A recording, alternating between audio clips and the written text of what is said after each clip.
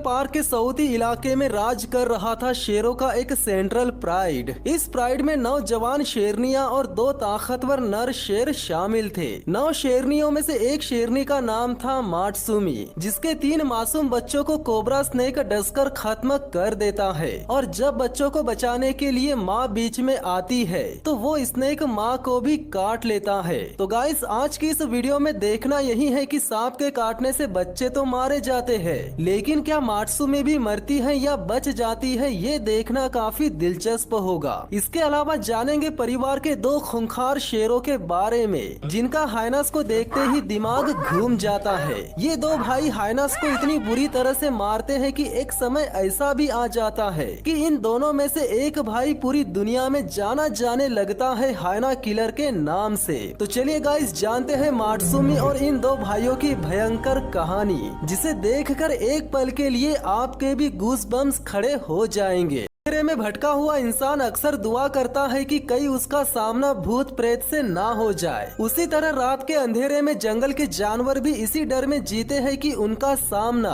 भले ही जंगल के राजा से हो जाए, लेकिन हाइनस के झुंड से कभी नहीं होना चाहिए, क्योंकि ये इतने भयानक और डरावने होते हैं कि इनकी रूह कपकपा देने वाली आवाज और इनके खूंखार हुलिये को देखकर भूत प्रेत भी जंगल से भाग जाते होंगे। तो बेचारे घास खाने वाले जानवरों का क्या ही हाल होता होगा। रात के अंधेरे में जब डर के मारे सारे जानवर छुप जाते हैं, तब हाइनस का झुंड न केवल अपनी हैवानियत पर उतर आता है, बल्कि किसी न किसी जानवर को खत्म करने के फिराक में भी घूमते रहता है। लेकिन जंगल में एक जानवर ऐसा भी है जो इनकी हैवानियत और दादागिरी को न केवल सीधे चुनौती दे डालते हैं, बल्कि मौका मिलने पर इन भयानक से दिखने वाले जानवरों में से एक आध को निपटा भी देते हैं। और वो जानवर है जंगल का राजा, जो हमेशा इनकी डरावनी आवाज को सुनकर दौड़े आते हैं इनकी मनमानी रोकने के लिए। बोट्सवाना के सऊदी इलाके में हाइनस का झुंड एक मरे हुए हाथी का शव खाने के लिए जमा हो जाता है, जिनकी आवाज को सुनकर लायंस भी यहाँ आ जाते हैं और आते ही हाइनस पर हमला करके हाथी के शव को कब्जे में ले लेते हैं। जिन शेरों ने हाइनस से उनका खाना छीना था, उन शेरों को सेंट्रल प्राइड के नाम से जाना जाता है। इनमें 9 जवान शेरनियां और 2 ताकतवर नर शेर शामिल है। अगले कुछ दिनों बाद फिर एक बार सेम घटना दोहराई जाती है, यानी इस बार भैंसे के शव को लेकर हाइनस और शेरों के बीच झड़प हो जाती है। ये शिकार किया किसने है ये तो पता नहीं चलता, लेकिन हाइनस की तादाद ज्यादा होने की वजह से वे इन शेरनियों पर हावी हो जाते हैं। पर वे एक अहम ताकत को भूल चुके थे, और वो ताकत थी परिवार के 2 नर शेर। जब सभी शेरनियां हाइनस के हमला करने पर भाग जाती है, तब 2 शेरों में से एक शेर यहाँ इतनी तेजी से आता है कि सभी हाइनस उसे देखते ही 9-2-11 हो जाते हैं। परिवार के रखवाले शेर इतने खूंखार होते हैं कि जरूरत पड़ने पर वे इनमें से एक आध हाइना को खत्म भी कर सकते हैं, पर यहाँ ऐसा नहीं होता। मामला शांत होने के बाद एक शेरनी जंग के मैदान से निकलकर काफी दूर चली जाती है, जिसका नाम रहता है माटसुमी। माटसुमी का मतलब होता है शिकारी। ये शेरनी इस वक्त अपने इलाके के उत्तरी सीमा की पहाड़ियों का जायजा ले रही है, जिसके कुछ घंटों बाद उसे एक छोटी और सुरक्षित गुफा नजर आ जाती है। गुफा में जाने के कुछ घंटों बाद पता चलता है कि माटसुमी ने 3 बच्चों को जन्म दिया है। इधर हाइना के परिवार में भी नकचड़ी हाइना लीडर ने हाल ही में बच्चों को जन्म दिया है। लकड़बग्घों में पूरे झुंड को मेल नहीं बल्कि एक फीमेल हाइना लीड करती है, यानी इन बच्चों में से जो फीमेल है वही आगे चलकर बनेगी इस हाइना झुंड की लीडर। माटसुमी पहली बार माँ बनी है, फिर भी उसे पता है कि इन बच्चों की परवरिश करने के लिए उसे क्या करना चाहिए। वो अपने बच्चों को मांद में छोड़कर एक आसान शिकार की तलाश में निकल जाती है, जिसके बाद उसे रास्ते में नजर आ जाता है हाइना के बच्चों की छुपने की जगह। माटसुमी हाइनस के इन बच्चों का काम तमाम करने ही वाली होती है कि तभी हाइना झुंड की मुखिया न केवल मौके पर पहुँच जाती है, बल्कि अपने झुंड को लेकर मात्सुमी पर हमला भी कर देती है। इससे पहले कि सभी हाइनास मिलकर मात्सुमी को जख्मी कर दे, मात्सुमी के परिवार के कुछ सदस्य भी उसे बचाने यहाँ आ जाते हैं। दरअसल जब हाइनास और मात्सुमी के बीच लड़ाई शुरू हो चुकी थी, तब मात्सुमी के परिवार के कुछ सदस्य आसपास में ही मौजूद थे, जो कि इनके लड़ने की आवाज को सुनते ही तुरंत यहाँ दौड़कर आ गए और आते ही न केवल लड़ाई में कूद पड़े, बल्कि बिना नुकसान के मामला शांत करने में भी कामयाब हो गए। मामला शांत होने के बाद हाइना झुंड की मुखिया की बेटी को अपने भाई बहनों के साथ कुछ ऐसा करने का मौका मिला जिसके बारे में किसी ने सोचा तक नहीं था। यानी मुखिया हाइना की छोटी बेटी खुद की ही सगी बहन को खत्म कर डालती है। वर्चस्व बनाए रखने के लिए इतनी कम उम्र में अपने ही भाई बहनों को खत्म करने का सिलसिला सिर्फ हाइना प्रजाति में ही देखने को मिलता है। इधर मांडेउ और एंटवांडु मेला पेट्रोलिंग पर निकले हैं। एंटवांडु मेला का मतलब होता है he who greets with fire, यानी आग बरसाने वाला। ये दोनों भाई इस वक्त अपने इलाके की सरहद पर दहाड़ लगाकर अपनी मौजूदगी बता रहे हैं। इधर मात्सुमी को लगता है कि उनके बच्चों के लिए ये मांद काफी छोटी है, इसीलिए वो सभी बच्चों को एक नए मांद में शिफ्ट कर देती है और ये डिसीजन उसकी लाइफ की सबसे बड़ी गलती बन जाती है। यानी मात्सुमी ने अपने बच्चों को जिस नए मांद में रखा था, उसी मांद में एक ब्लैक कोबरा स्नेक का भी बिल रहता है, जो कि इस वक्त अपने बिल में जाने के लिए लौट रहा है। बच्चे काफी छोटे हैं और वे ठीक बिल के सामने ही रहते हैं। हालांकि मात्सुमी कोबरा को उसके बिल में जाने से रोक देती है, लेकिन जब वो बच्चों की सुरक्षा के लिए आगे बढ़ती है, तब बच्चों और मात्सुमी के मूवमेंट से कोबरा को खतरा महसूस होने लगता है, जिसके बाद वो तीनों बच्चों को काट लेता है, जिसके चलते उन तीनों बच्चों की काफी दर्दनाक मौत हो जाती है। लेकिन यहाँ सबसे हैरानी की बात ये थी कि बच्चों को बचाने के वक्त कोबरा ने मात्सुमी को भी काट लिया था, जिसके तुरंत बाद ही मात्सुमी अपने आप को संभालने की स्थिति खो देती है और पानी की तलाश में निकल जाती है। लेकिन रास्ते में उसकी हालत इतनी ज्यादा बिगड़ जाती है कि मानो वो कुछ ही मिनटों में दम तोड़ सकती हो, लेकिन ऐसा नहीं होता। वो हार नहीं मानती और पूरी जी जान से वाटर होल की ओर बढ़ती है। कहते हैं जब कोबरा बाइट करता है तब इतनी ज्यादा प्यास लगती है कि पूरी झील का पानी पीने से भी प्यास ना बुझे। मात्सुमी काफी ज्यादा पानी पी पीकर और 4 दिनों तक जिंदगी और मौत के बीच जूझ कर किसी न किसी तरह अपने आप को जिंदा रखने में कामयाब हो ही जाती है। पूरे 2 हफ्ते बाद जब वो पूरी तरह से ठीक हो जाती है, तब वो सबसे पहले उसी मांद के पास जाती है जहां उसके बच्चों की लाशें पड़ी हुई थी। पर उन बच्चों की लाशों को तो हाइनास ने उनकी मौत के 1 घंटे बाद ही खा लिया था, इसीलिए मात्सुमी को उस मांद के पास कुछ भी नजर नहीं आता। इसके बावजूद भी वो अपने बच्चों को आवाजें लगाती है और जब उसे महसूस हो जाता है कि अब कोई भी जिंदा नहीं है, तब वो सब कुछ भुलाकर अपने परिवार के पास चली जाती है। परिवार में शामिल होने के अगले ही दिन मात्सुमी एक विल्ड बिस्ट का शिकार कर लेती है, लेकिन इस शिकार को भी हाइनास चैन से खाने नहीं देते और शेरों को घेर कर शिकार को लूटने की रणनीति बनाते रहते हैं। लेकिन हाइनास की ये चाल मात्सुमी को बिल्कुल भी पसंद नहीं आती, इसीलिए वो अकेले ही इन हाइनास को आगे बढ़ने से रोक देती है। पर अफसोस कि वो इन मुर्दाखोरों को ज्यादा देर तक रोक नहीं पाती। जब इनकी तादाद बढ़ जाती है, तब ये हाइनास अफरा तफरी मचाकर सभी शेरों पर हमला करके सभी को एक दूसरे से अलग कर देते हैं, जिसके बाद वे उनकी ही आंखों के सामने उनका खाना लूट लेते हैं। यहाँ लकड़बग्घों ने न केवल शेरों से उनका खाना छीना है, बल्कि उन्हें जख्मी करके उन्हें डरा भी दिया है। अगर ऐसा ही चलता रहा तो हाइनास की मनमानी बढ़ती ही जाएगी और उन्हें बिना मेहनत के ऐसे ही शिकार मिलते रहेंगे। अगर उन्हें उनके मंसूबों में कामयाब होने से रोकना है तो इन शेरों को अपने अंदर कुछ तो बदलाव जरूर करना पड़ेगा और वो बदलाव शेरों के अंदर अगले ही दिन से नजर आने लगते हैं। यानी बीती रात हाइनास से मिली हार के बावजूद भी अगले दिन सभी नौजवान बच्चे और शेरनियां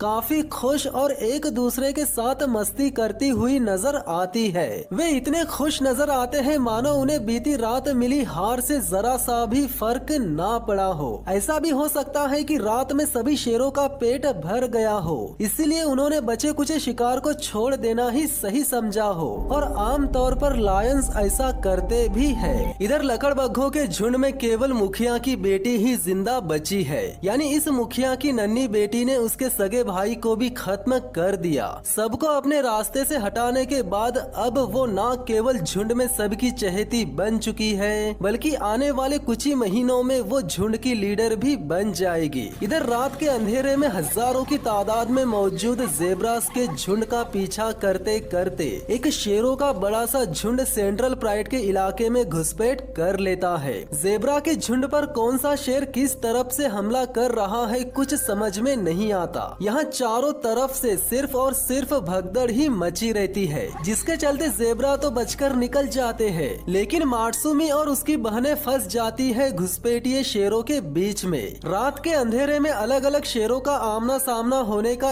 एक ही मतलब होता है भयानक लड़ाई, और यहाँ पर भी ऐसा ही कुछ होता है। मात्सुमी और बाकी शेरनियाँ तो बचकर निकल जाती है, लेकिन मात्सुमी की बहनों में से एक इन घुसपैठियों के बीच में फंस जाती है, जिसके बाद ये घुसपैठी शेरनियाँ न केवल मात्सुमी की बहन पर बार बार हमला करती है, बल्कि उसे अधमरा भी कर देती है। कुछ देर बाद जब घुसपैठिया झुंड यहाँ से चला जाता है, तब थोड़ी देर के लिए ऐसा लगता है कि मात्सुमी की बहन बच जाएगी, पर ऐसा नहीं होता। उस पर होने वाला हर एक प्रहार जानलेवा था, और यही कारण था कि वो जिंदा बच नहीं पाई। मात्सुमी की बहन ने अपनी जान गंवा दी, यहाँ तक तो ठीक था, लेकिन इससे भी ज्यादा दुख की बात ये थी कि हाइनास ने इस शेरनी के शव को भी नहीं बख्शा और उसे ऐसे खाने लगे मानो किसी शाकाहारी शिकार को खा रहे हो। देखा जाए तो हाइनास की मनमानी कुछ ज्यादा ही बढ़ चुकी थी। वे जरूरत से ज्यादा अति करने लगे थे। बार बार शेरों पर हमला करना, कभी बच्चों की लाशों को खा लेना, कभी शिकार छीन लेना, तो कभी परिवार की मर चुकी शेरनी के शव को खा लेना, ये सब बर्दाश्त के बाहर जा चुका था। अब वक्त आ चुका था इनको सबक सिखाने का, वक्त आ चुका था एंटवांडू मेला के आने का, और वक्त आ चुका था हाइनास को मौत के घाट उतारने का। लकड़बग्घों के झुंड में 40 से भी ज्यादा सदस्य है, और आज रात ज़ेब्रा का शिकार करने के लिए मुखिया की बेटी प्रिंसेस भी झुंड में शामिल हो चुकी है। इधर एंटवांडू मेला और मात्सुमी के बीच मिलन चल रहा है। अपने बच्चों को खोने के 3 हफ्ते बाद ही मात्सुमी मिलन के लिए तैयार हो चुकी है, जो कि झुंड को बड़ा और मजबूत करने के लिए जरूरी भी है। ज़ेब्रास हाइनास से बचकर भागते रहते हैं कि तभी एक बच्चा इनकी पकड़ में आ जाता है, जिसे कुछ हाइनास मिलकर खाना शुरू कर देते हैं, और इनमें झुंड की मुखिया भी शामिल रहती है, और इन्हें बिल्कुल भी पता नहीं रहता कि एंटवांडू मेला इनकी ओर तेजी से बढ़ रहा है। वो इतनी तेजी से इन पर कूद पड़ता है कि इन्हें भागने का मौका बिल्कुल भी नहीं मिलता। पता नहीं कैसे, लेकिन एंटवांडू मेला ने सभी हाइनास को छोड़कर उनकी मुखिया को ही दबोच लिया है, और दबोचने के कुछ ही सेकंड्स में उसकी रीढ़ की हड्डी भी तोड़ डाली। हालांकि बाकी हाइनास अपनी मुखिया को बचाने तो आ गए, और जब एंटवांडू मेला मुखिया को छोड़कर दूसरे हाइना पर हमला करने गया, तब मुखिया जिंदा भी थी। पर जो हाइनास मुखिया को बचाने आए थे, उन्हें ये पता ही नहीं चलता कि एंटवांडू मेला ने तो मुखिया की रीढ़ की हड्डी तोड़ भी डाली थी। वो जान चुका था कि मुखिया का काम खत्म हो गया है, इसीलिए वो दूसरे हाइना पर हमला करने निकल गया। लेकिन जो हाइनास मुखिया को बचाने आए थे, वो ये समझ ही नहीं पाए कि ये सब इतनी जल्दी हुआ कैसे। ये तो सिर्फ शुरुआत थी। जो कांड इन हाइनास ने किए हैं, उनकी भरपाई किसी एक की मौत से पूरी नहीं होंगी। अभी तो और भी जाने जाना बाकी है। एंटवांडू मेला के जाने के बाद प्रिंसेस अपनी माँ के पास आती है। इसकी माँ की मौत ने इसकी जिंदगी और इसके भविष्य को हमेशा के लिए बदल दिया। अपनी माँ के आखिरी सांस लेते ही उसकी उत्तराधिकारी ने उसकी हिफाजत खो दी। जिस प्रिंसेस ने झुंड की लीडर बनने के लिए बचपन में ही अपने 2 भाई बहन को मौत के घाट उतार दिया, वो प्रिंसेस अब सिर्फ नाम की ही प्रिंसेस बनकर रह गई। यानी उसे अब झुंड में एक मामूली सदस्य का ही दर्जा मिलेगा, और हो सके तो वो भी नहीं मिलेगा। मुखिया के मर जाने के बाद अब हाइना के झुंड में बहुत ही भयंकर उठापटक मचेगी। अगर ये जल्द ही नए लीडर को चुनते नहीं है, तो ये झुंड पूरी तरह से बिखर भी सकता है। अपना हक खो चुकी प्रिंसेस के घटे हुए रुतबे ने इसे सबसे अलग थलग कर दिया है। इसके पास कुनबे में सबसे निचले रुतबे में रहने या फिर अकेले निकलकर दूसरे दुश्मनों का खतरा झेलने के अलावा कोई रास्ता नहीं बचा है। काफी दिन बीत जाने के बाद और आपस में लड़ाइयाँ लड़ते रहने के बाद आखिरकार इन हाइना हाइनास को एक नई प्रमुख लीडर मिल ही जाती है। हाइनास के झुंड में जो मेल हाइनास होते हैं वे फीमेल हाइनास से ताकत और साइज के मामले में छोटे होते हैं, इसीलिए हाइना क्लैन में हमेशा फीमेल ही मुखिया बनती है। इस क्लैन में जो हाल ही में नई मुखिया बनी है वो खुद को बेहतर साबित करने के लिए कुछ ज्यादा ही एडवांस बनने की कोशिश करने लगती है। गहरे रंग के बालों वाला शेर मानडेऊ दलदली इलाके में अपने भाई को ढूंढने की कोशिश करते रहता है कि तभी लकड़बग्घों की नई प्रमुख मादा सीधे मानडेऊ के इलाके में घुसकर उसे उकसाने लगती है, जिसके बाद मानडेऊ इन हाइनास के सामने निशानदेही करने लगता है। बदले में नई प्रमुख मादा भी मानडेऊ के निशानों को मिटाकर खुद के निशान छोड़ने लगती है। देखा जाए तो हाइना अपने से 3 गुना बड़े शेर को न केवल चिढ़ा रही है बल्कि उसे लड़ने के लिए उकसा भी रही है, और ये सब खेल मानडेऊ की शेरनियां दूर से देख रही है। मानडेऊ पर पूरी तरह से धौंस जमा लेने के बाद ये प्रमुख मादा शेरनियों को भी ललकारने की कोशिश करने लगती है, लेकिन मात्सुमी को इन हाइनास की बदतमीजी बिल्कुल भी पसंद नहीं आती, जिसके बाद वो इन हाइनास पर हमले की शुरुआत कर देती है। काफी देर से लकड़बग्घों और शेरों के बीच चल रही इस गहमा गहमी की भनक दूर मौजूद एंटवांडू मेला को लग जाती है, जिसके बाद वो झाड़ियों के बीच में से इतनी भयानक एंट्री करता है कि हाइनास उसे देखते ही पूरी जी जान से भागना शुरू कर देते हैं। हाइनास इस बात को अच्छे से जानते हैं कि अगर इसकी पकड़ में आ गए तो मौत पक्की है। आग बरसाने वाला और हाइना किलर के नाम से मशहूर ये लायन बाकी शेरों के मुकाबले काफी अलग है। ये लकड़बग्घों पर जब भी हमला करता है तो उन्हें डराने या उन्हें भगाने के लिए नहीं बल्कि उन्हें जान से खत्म करने के लिए ही हमला करता है, और यहाँ पर भी ऐसा ही कुछ होता है।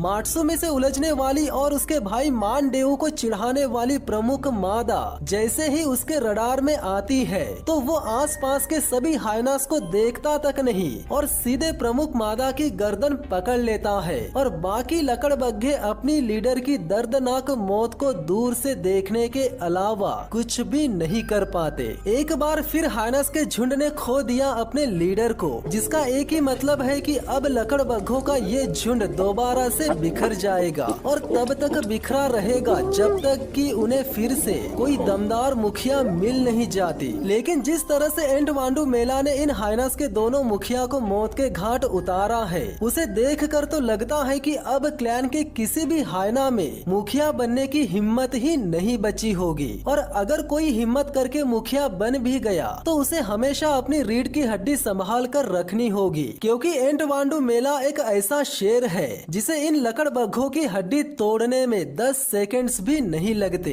तो गाइस, ये थी मात्सुमी और एंटवांडू मेला की सच्ची कहानी। अगर आप जानना चाहते हैं कि आगे एंटवांडू मेला ने कितने लकड़बग्घों को मारा